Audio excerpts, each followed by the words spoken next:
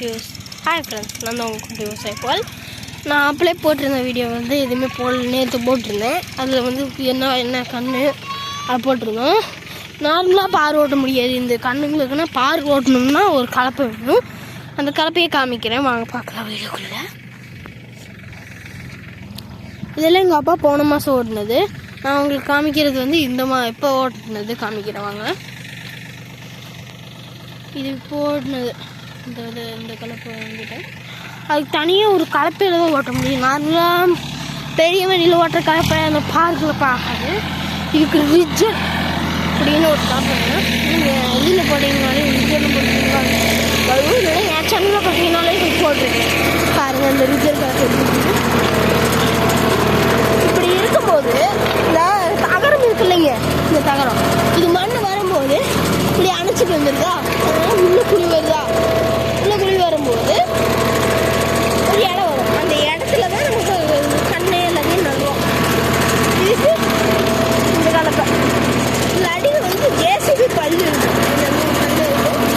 அடியில் பார்த்தீங்கன்னாலே தெரியும் ஜேசிபி போட்டுட்டு அது 3 பல்லு, அது 4 பல்லு இருக்கும். அது 3 பல்லு இதில் இருக்கும். 3 பல்லு மட்டும் போட்டுருங்க. ஆடு மட்டும் தோண்டிட்டு இருக்காங்க. உடனே உழவட்டி வச்சுட்டு அப்படின்னா இது போட முடியும். டேரெக்டாக போட்டிங்கன்னா உழவு வராது. இது வந்து பார்த்து இதில் வந்து கலப்பையை போட்டு இந்த வண்டியிலேயே 5 கலப்பை இருக்குது. அதில் போட்டுதான் இந்த அளவுக்கு காடை போட்டு பண்ணணும். அப்புறம் இந்த விஷயம் வந்து ஓட்டிடுவோம். ஓட்டி முடிக்கணும். இதை முடிச்சுட்டு தண்ணி பாய்க்கணும். அது அங்கே போட்டுக்கணும். தண்ணி பாய்ச்சாதான் நம்மளுக்கு இது வரும். தண்ணி பாய்ச்சிட்டா ஓரளவுக்கு நல்லா இருக்கும். அப்புறம் தான் இந்த நாற்று நடணும். அதனால நாங்கள் இயற்கை நாற்று நடுறோம். என்னால் இப்படியே போடணும். இப்படியே அந்த காடு ஃபுல்லாக ஓட்டணும். ஓட்டிட்டா முடிஞ்சு.